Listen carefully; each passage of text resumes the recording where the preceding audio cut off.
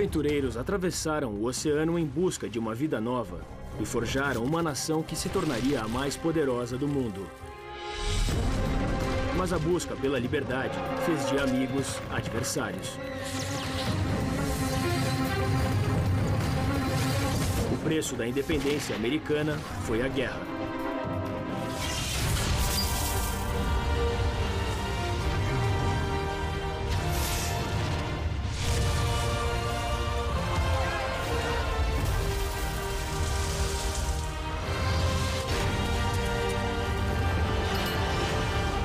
América, a saga dos Estados Unidos.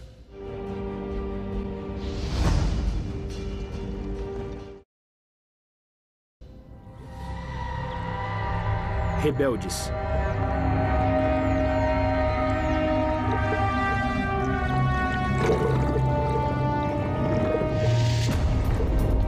Em maio de 1610, um navio chamado Deliverance zarpou em direção da América.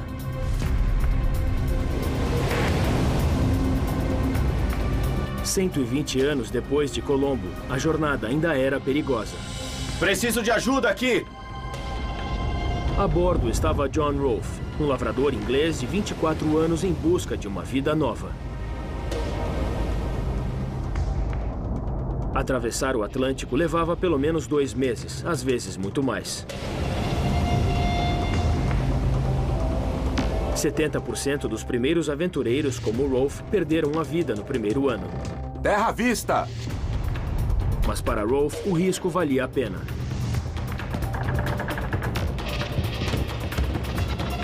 A América do Norte era terra de oportunidades.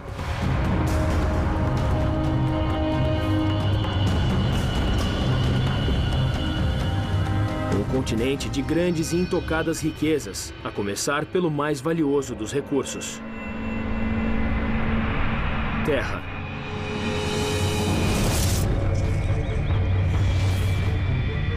Uma capa de 50 bilhões de árvores cobria a metade do que se tornaria o lar de mais de 300 milhões de pessoas.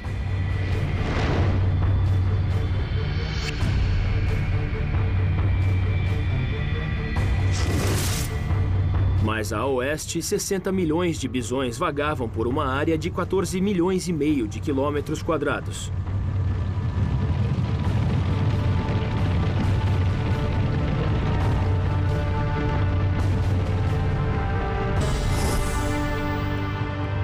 E dizia-se que seu subsolo estava cheio de gemas, prata e que tinha os maiores veios de ouro do mundo.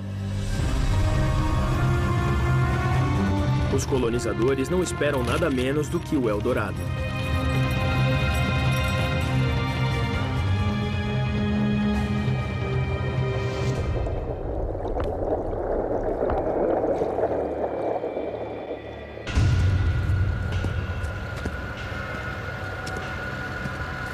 Mas o que Rolfe encontrou na colônia inglesa de Jamestown foi o inferno na Terra. A colônia foi fundada 3 anos antes por 500 colonizadores. Olá? Olá? Quando Rolfe chegou, menos de 60 restavam. E estavam saindo de um inverno de fome. Tendo comido cavalos e outros animais, comemos botas, sapatos e qualquer outra coisa de couro que apareceu. Alguém me ajude! 3 meses antes da chegada de Rolfe, um homem foi queimado na fogueira por matar a esposa grávida com a intenção de devorá-la. Os colonos ingleses não estavam preparados para esse mundo novo e não queriam trabalhar com as mãos. Em vez de gado, trouxeram testes químicos para o ouro que jamais encontraram.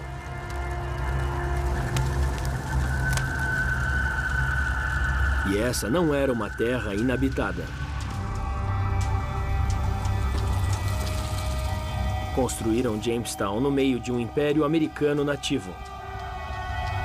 Os 60 colonizadores famintos estavam cercados por 20 mil índios da nação Powhatan, armados de arcos e flechas, arma 9 vezes mais rápida de recarregar do que o mosquete inglês. Logo se tornaram inimigos.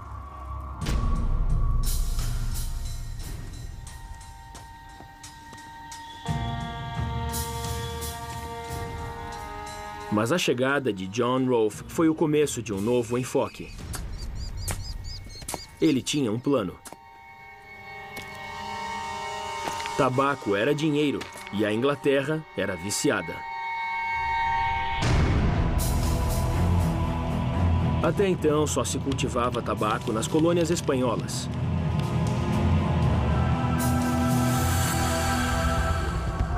Os espanhóis controlavam o comércio mundial.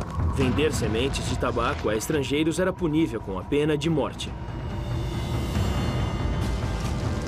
Mas John Rolfe conseguiu sementes de tabaco. Ninguém sabe como. No clima quente e úmido e no solo fértil perto da baía de Chesapeake e Jamestown, as plantas de tabaco se deram bem.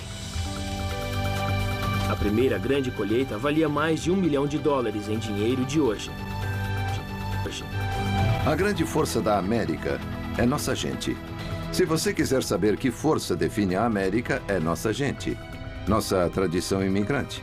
O fato de trazermos culturas do mundo inteiro. Eu sei o que custa ser bem-sucedido. E quando alguém chega lá, raramente é por sorte. É talento, é usar a cabeça, são várias outras coisas. Em 1614, Rolfe se casou com a filha do rei do Império Powhatan. O nome dela ficou legendário, Pocahontas. Em 1616, o casal viajou à Inglaterra, onde ela se tornou uma celebridade. Seu retrato fazia propaganda da vida no Novo Mundo. Shakespeare se inspirou na colônia. Ingleses ricos investiram nela e a Virgínia se tornou o assunto de Londres.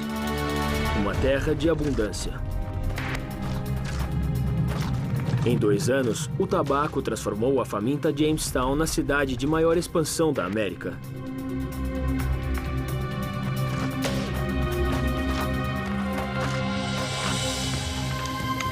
Em 1619, mais 1.000 colonizadores vieram, incluindo 20 de Angola.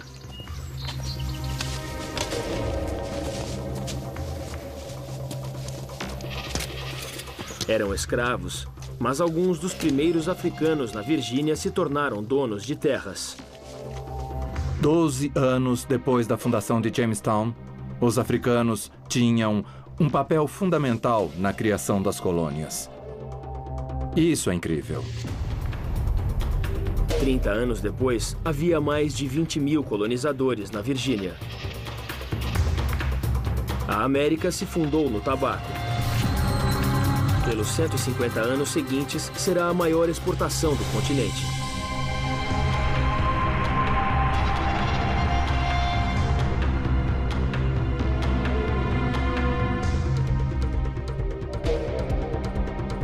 Dez anos depois da chegada de John Rolfe a Jamestown, outro grupo de colonizadores ingleses veio à América do Norte.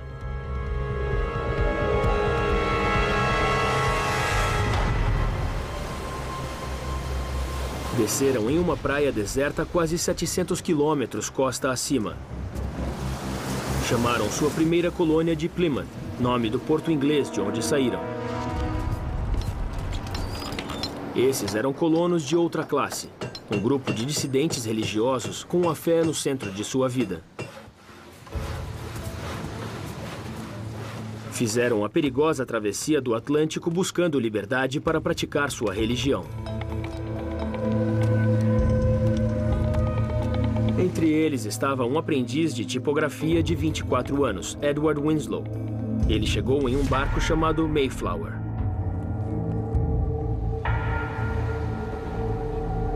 Em abril de 1621, a colônia tomava forma e o Mayflower voltou à Inglaterra.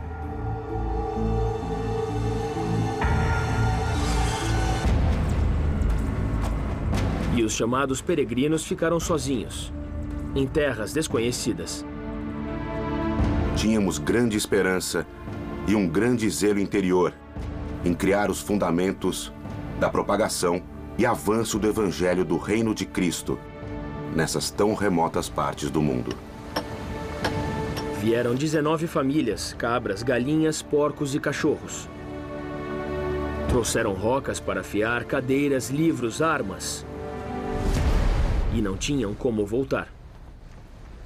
Se você criar esse ambiente como terra de oportunidades, você vai atrair aquele tipo de pessoa que pretende assumir esses riscos, que vão querer apostar nesse jogo e que acreditam numa vida bem melhor. Dirigiam-se ao rio Hudson, mas desembarcaram mais de 300 quilômetros a norte e no começo do inverno. Chegaram em meio a uma mini-idade do gelo, com temperaturas 2 graus abaixo das de hoje. Os invernos eram longos, as estações cultiváveis curtas.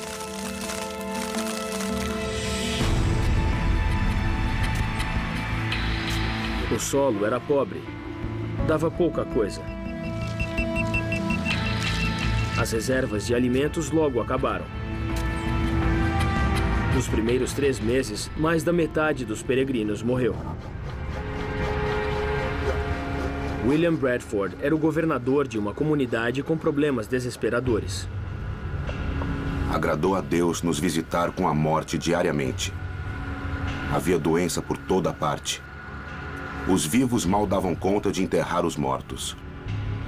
Havia 2, às vezes 3 mortes por dia, de mais de 100 pessoas. Mal restaram 50. Às vezes, apenas 6 trabalhadores podiam continuar com as construções. O marido de Susanna White morreu no primeiro inverno.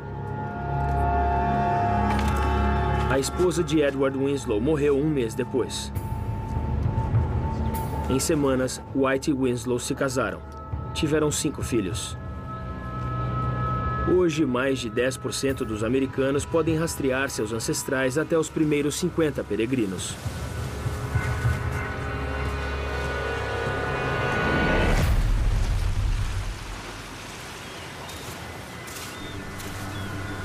Mas seu novo mundo não foi feito em terras virgens. Edward!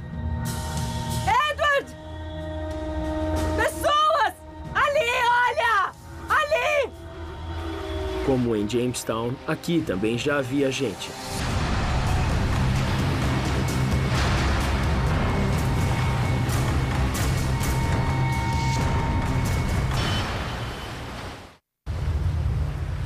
Em abril de 1621, 100 peregrinos desembarcaram na América do Norte. Após 5 meses de inverno, menos da metade sobreviveu. Também não eram os primeiros europeus a visitar a costa. 5 anos antes, exploradores europeus tinham desembarcado aqui e trouxeram doenças. Quase 90% dos habitantes locais foram exterminados.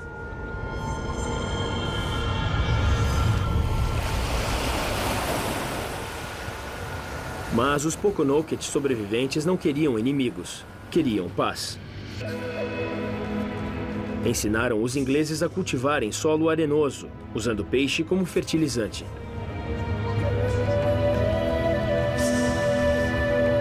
Mas queriam algo em troca.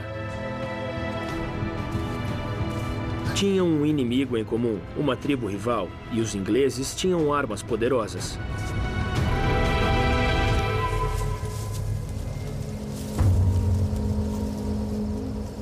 Os peregrinos não eram soldados, mas no Novo Mundo teriam de lutar para sobreviver.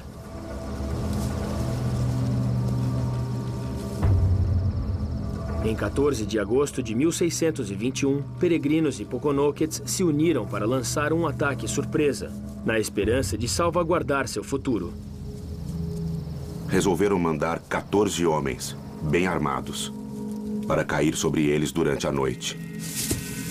O capitão foi claro: não deixar ninguém.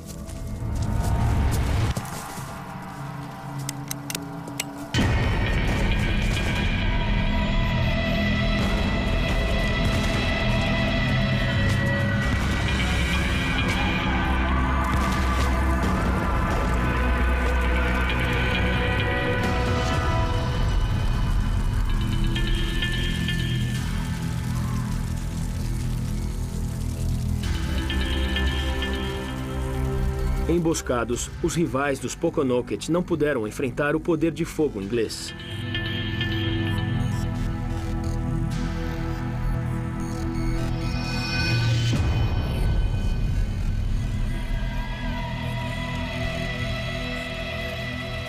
O bem-sucedido ataque foi a chance dos improváveis aliados acharem um denominador comum. Achamos os índios de muito boa fé em sua declaração de paz conosco. São pessoas sem religião ou conhecimento de Deus, mas são confiáveis, aprendem rápido, são inteligentes e justos. Peregrinos e Pokonokets selaram sua amizade com uma refeição. Com o tempo, essa será uma celebração que qualquer americano reconhecerá. Ação de graças. Os temas principais na fundação da América são que era um lugar para fazer negócios, para expandir seus horizontes, um lugar para fazer sua vida. Praticar sua religião eram pontos básicos que atraíam as pessoas para cá, para colonizar.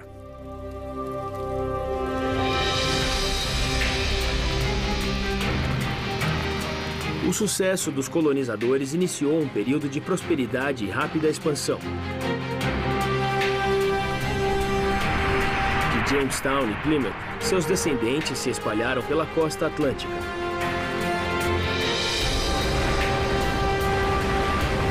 E outras dezenas de milhares de europeus cruzaram o Atlântico em busca de uma vida melhor.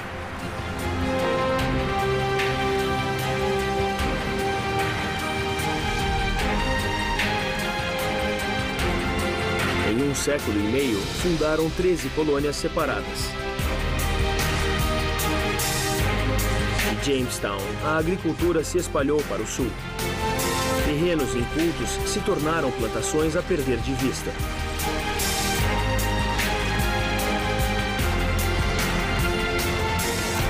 Irlandeses, alemães e suecos empurraram as fronteiras. E os holandeses levaram o comércio a uma pequena ilha da foz do rio Hudson. Primeiro chamada Nova Amsterdã, a ilha foi rebatizada para Nova York. Em poucas gerações, os colonos ficaram em média 5 centímetros mais altos do que seus pares ingleses. E seus filhos tinham 2 vezes mais chance de chegar à idade adulta. Eram 20% mais ricos e só pagavam 1/4 dos impostos. Muitos ainda se viam como súditos ingleses, mas as pressões começavam a aparecer. E em nenhum lugar mais do que em Boston. 9 de maio de 1768. 7 gerações depois da primeira colheita de tabaco de John Rolfe, o governo britânico recolhia impostos.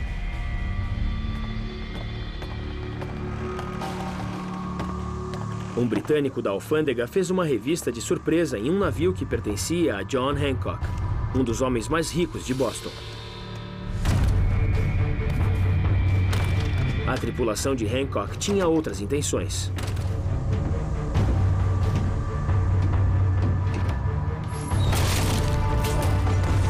Carregavam 100 barris de vinho importado e não queriam pagar os direitos. Hancock disse que queria protestar contra uma taxação injusta imposta por um rei a mais de 5.000 quilômetros dali.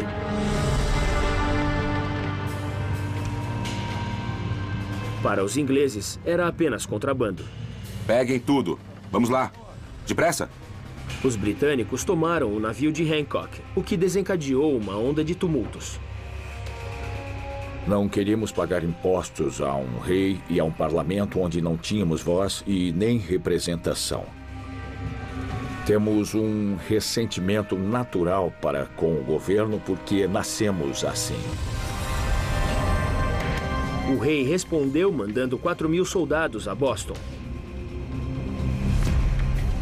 Boston era um centro comercial, cultural, de civilização e de revolução, evoluindo aos olhos dos colonizadores e também dos britânicos.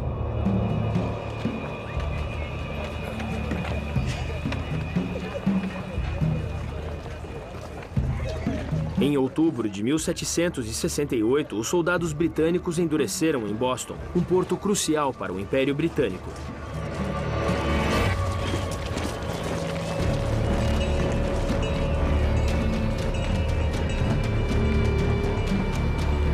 Suas docas eram das mais movimentadas do mundo, carregando 200 navios por ano só com madeira das vastas reservas americanas. Um terço das transações britânicas nascia nas colônias. A madeira deu energia à economia global do século XVIII, como o petróleo hoje.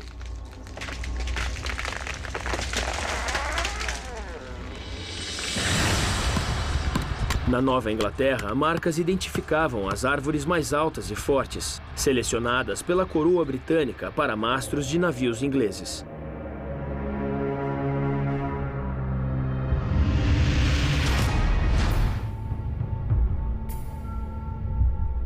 Em Boston, havia um casaco vermelho britânico para cada 4 colonos. Era uma cidade sob ocupação. Avancem! Um proeminente homem de negócios, o ourives Paul Revere, observava as tropas tomar o controle. Entraram em forma e marcharam em insolente parada. Batidas de tambores, flautas e bandeiras tremulantes. Cada soldado recebeu 16 tiros em pólvora e balas. Ele era de classe média alta, alguém que chegou lá por esforço próprio e talento. Ele representa o que criamos por nós mesmos, com pouco ou nenhuma ajuda de nossos primos ingleses. Quando a Revolução vier, Revere estará no centro dela.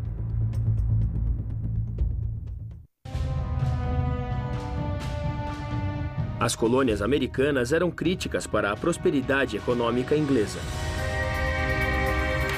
Boston era o portal de um mercado que respondia por 40% das exportações britânicas, e os impostos americanos eram coletados pela coroa inglesa. Os navios pesqueiros americanos levavam milhares de toneladas de bacalhau salgado e traziam açúcar e melado para fazer rum. E os britânicos taxavam ambos.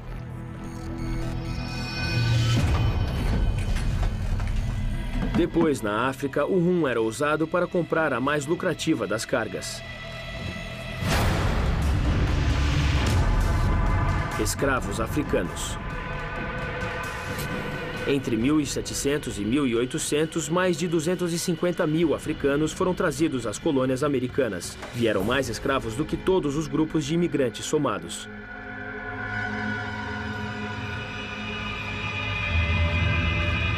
A maioria dos escravos acabou nas plantações do sul, mas também foram críticos para a economia do norte. 10% da população de Boston eram de negros. Boston era um caldeirão e a tensão só aumentava. Ninguém gosta de invasores em casa. Ter pessoas aqui, estrangeiros em nosso solo, era um grande incentivo para levar a luta. Em 5 de março de 1770, após 3 anos de efervescência, a multidão invadiu as ruas. Centenas de homens protestavam, culpando o governo britânico por terem perdido seus empregos. Atira se tiver coragem! Você pra trás! Por favor, não atirem! Enfrentaram 8 soldados britânicos com ordem para não atirar. Segurem a multidão! Vamos! Eu quero ver, atire! Não sabe atirar? Um aprendiz de fabricante de perucas de 17 anos, Edward Garrick, provocou um soldado.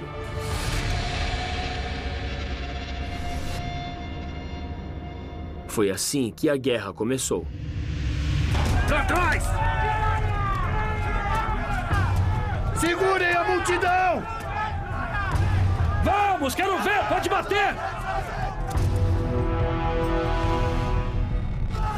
O soldado Hugh Montgomery recebeu uma paulada. Você pra trás!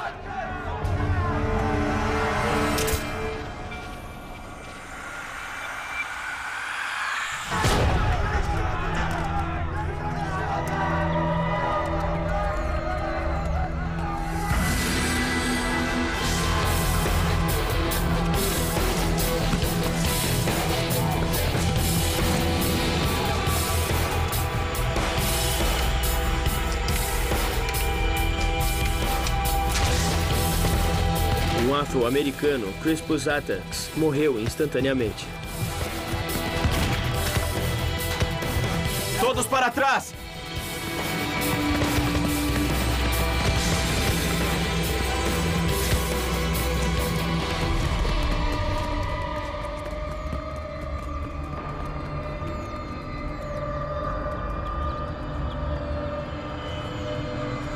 Quando a fumaça se dissipou, havia mais 4 mortos. Para trás!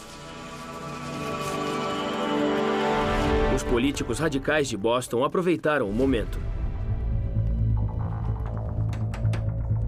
O ourives e entalhador Paul Revere logo usou o banho de sangue para propaganda anti-britânica. Suas estampas espalharam a indignação pelas 13 colônias. Infeliz Boston, veja seus filhos chorarem com seus sagrados passeios manchados de sangue sem culpa, enquanto o desleal Preston e seu bando selvagem de violentos assassinos atacam com as mãos imundas. A imagem era explosiva, o título dizia tudo. Um massacre sangrento.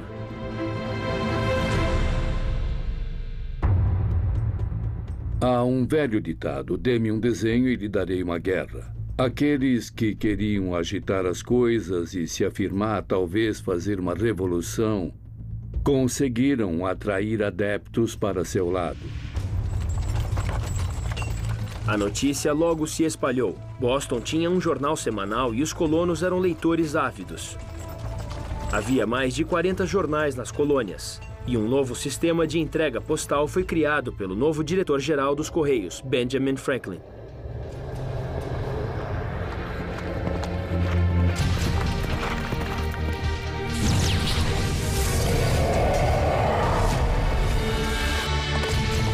Cavaleiros noturnos reduziram o tempo de entrega pela metade. A rede de comunicações que ligava as colônias era das melhores do mundo. Antes da notícia chegar à Inglaterra, a maior parte da América já sabia do massacre de Boston.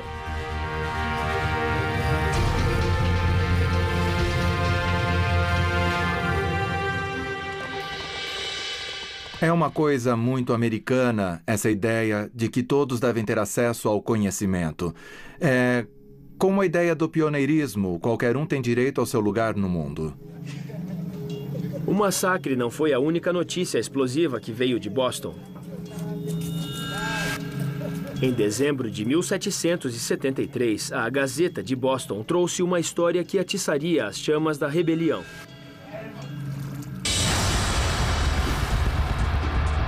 A Inglaterra revogou todos os impostos, menos um, sobre o chá.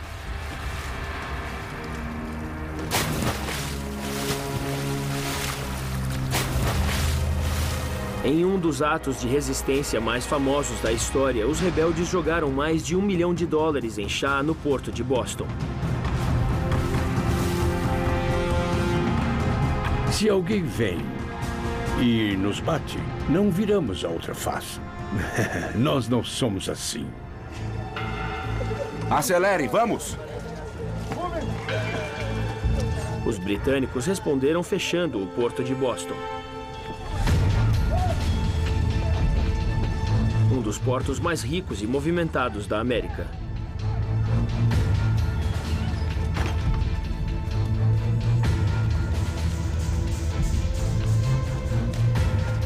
Venha conosco.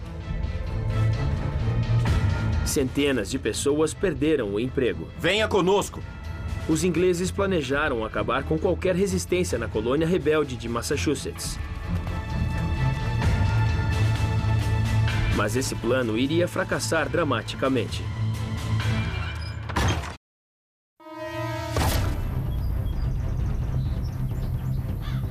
O descontentamento não era só com impostos ingleses. Os colonos avançavam para o oeste e muitos estavam de olho em terras além dos Montes Apalaches. Mas os ingleses proibiram novas colônias a oeste de uma fronteira chamada Linha de Proclamação. A linha dividia terras pertencentes aos americanos nativos. Para impor a lei, centenas de expulsões de colonos aconteceram. 5 de setembro de 1774. Queremos liberdade. Revoltados com a ação britânica, 56 representantes das colônias se reuniram no primeiro Congresso Continental da Filadélfia. Foi o primeiro passo no caminho da independência americana. Entre eles estavam os radicais John Adams, Patrick Henry e um senhor proprietário de terras na Virgínia, chamado George Washington. Em um tempo em que nossos senhores ingleses se satisfarão com nada menos do que com a privação da liberdade americana, parece necessário que algo seja feito para manter a liberdade. Na Nova Inglaterra, as pessoas se preparavam para se defender. Armas contrabandeadas foram guardadas em locais secretos. Mas embora muitos esperassem um conflito, a maioria dos delegados da Filadélfia queria a paz com a Inglaterra. Uma ação militar criaria uma chaga que jamais fecharia. Muito bem, não temos o dia todo. Vamos rápido. O primeiro Congresso Continental resolveu que um ataque inglês a qualquer colônia seria visto como um ataque a todas. Vamos lá, peguem as coisas. O que nasceu na Filadélfia foi a solidariedade. As diferenças entre a Virgínia, a Pensilvânia, a Nova Inglaterra e Nova York já não existem. Não sou da Virgínia. Sou americano.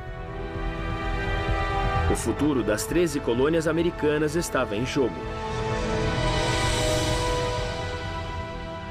Bom dia, senhores. Como vão? Na primavera de 1775, perto de Concord, Massachusetts. Vamos lá, peguem as armas, não temos o dia todo. O fabricante de armas, Isaac Davis, dava treinamento básico à milícia da cidade.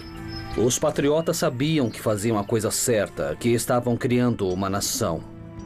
E eles acreditavam muito no que faziam. Tem que ficar limpo. Trate de manter limpo. Isso pode salvar sua vida. Senão... Se a guerra vier, essa será a primeira linha de defesa. Uma guarda voluntária.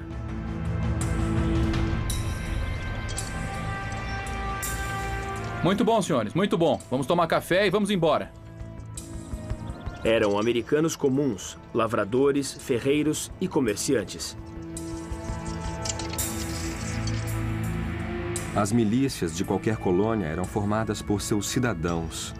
Eram unidades com base na proteção dada por cidadãos. E alguns tinham habilidades, mas outros eram carpinteiros, ou eram pedreiros, ou eram ferreiros. Então, essas eram as pessoas que tinham alguma coisa a perder e a proteger na colônia e começaram a se agrupar para se protegerem uns aos outros. Cada cidade das colônias tinha sua própria milícia.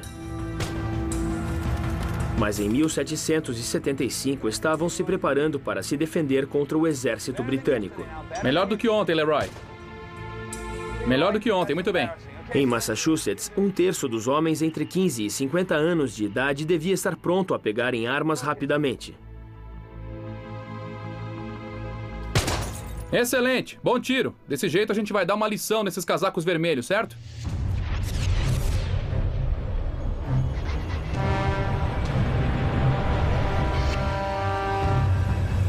À meia-noite de 19 de abril de 1775, 900 soldados britânicos deixaram seu quartel em Boston para ir a Lexington e Concord, a 30 quilômetros.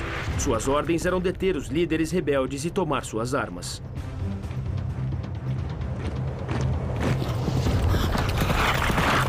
Mas o plano vazou e chegou a Paul Revere, que partiu antes deles para alertar as milícias.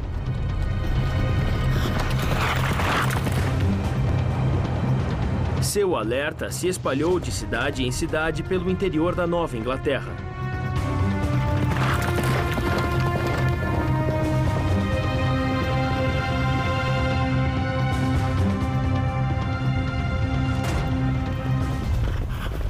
Revere chegou em Lexington antes dos ingleses.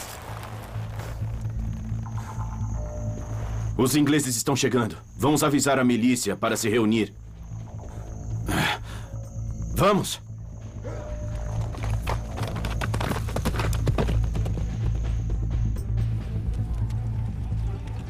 Às 5 da manhã, 60 milicianos comandados por John Parker enfrentaram centenas de ingleses muito bem armados e extremamente treinados.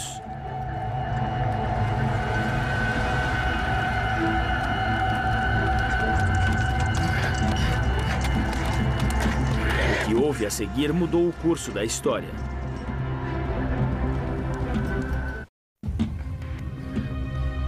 Madrugada de 19 de abril de 1775. De um lado, 60 homens mal armados e com pouco treinamento. Do outro, centenas de soldados profissionais do exército mais poderoso do mundo. Uma inexperiente milícia versus um exército que, nos últimos 20 anos, foi vitorioso em 5 continentes.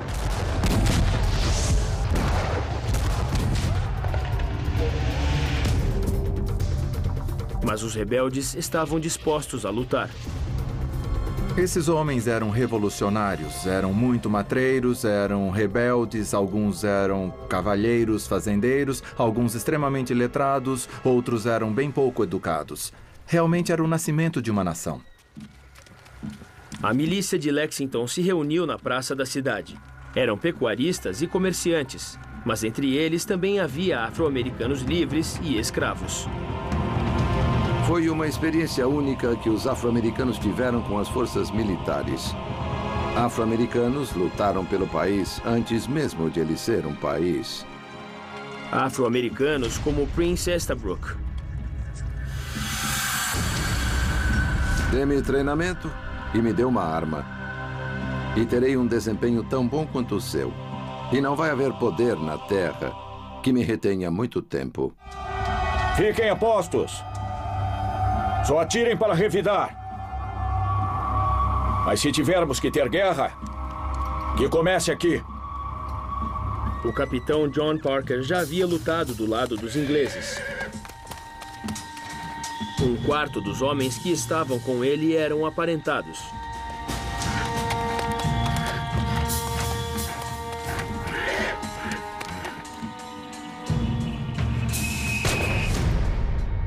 Ninguém sabe quem deu o primeiro tiro em Lexington. Mas foi um tiro que o mundo ouviu. Apontar! Os casacos vermelhos intimidaram. Seu modo de evoluir, seu modo de marchar, seu modo de lutar naquele espaço aberto. Imagino estar no lugar de alguém que trabalhava na imprensa escrita. A situação era terrível, além de qualquer possível descrição com palavras. Fogo!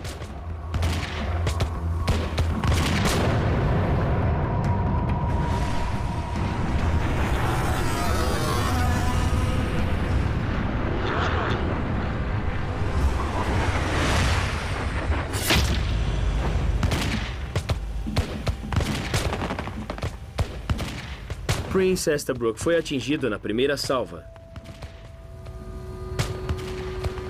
Os rebeldes eram inferiores em número e qualidade.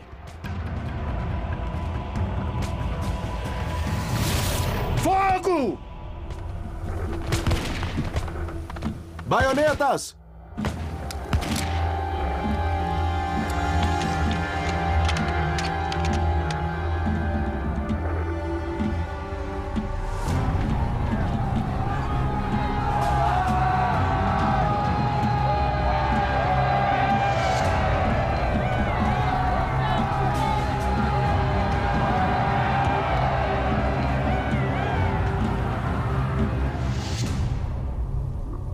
Minutos após os primeiros tiros em Lexington, 8 rebeldes estavam mortos e 10 feridos.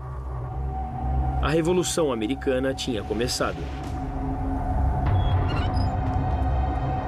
Os casacos vermelhos chegaram a Concórdia às 9 horas. Orientados por pistas de colonos leais à coroa, localizaram o armazém de armas da milícia. Mas os rebeldes já tinham passado.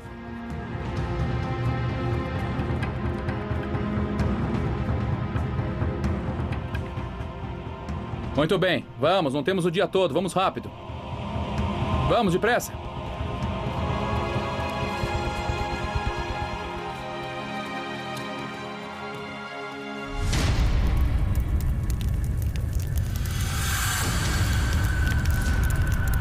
Os britânicos continuaram a procurar armas, o que deu aos rebeldes mais tempo para avisar a todos.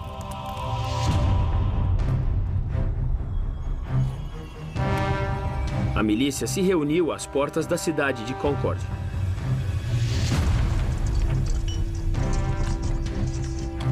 No fim da manhã, mais de 1000 homens tinham vindo de aldeias vizinhas. O plano era defender suas cidades dos britânicos. Vamos!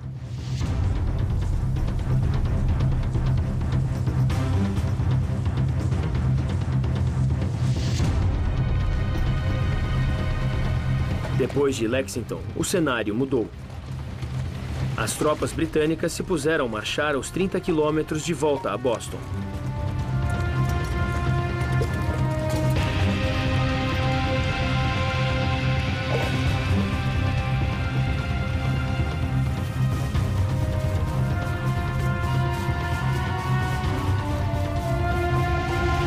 E os rebeldes tiveram sua revanche.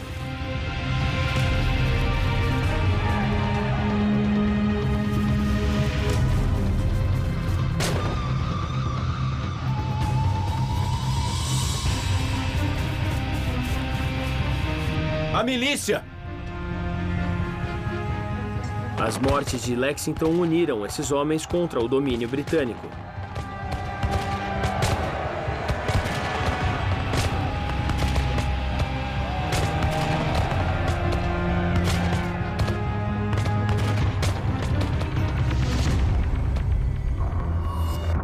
O fabricante de armas e líder de milícia Isaac Davis levou uma bala no coração.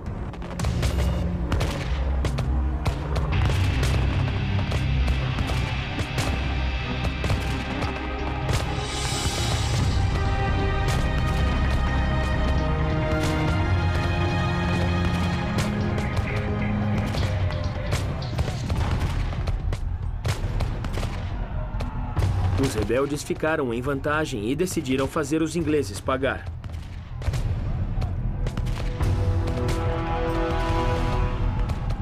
Seguiram toda a marcha dos ingleses de volta a Boston, atirando o tempo todo. 1/3 dos soldados foi morto ou ferido.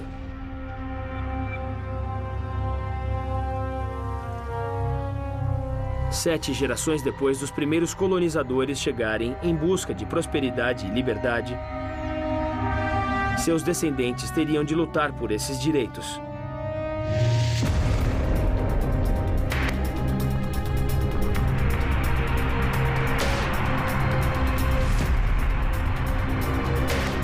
Em seu caminho estava a força da maior superpotência militar do mundo.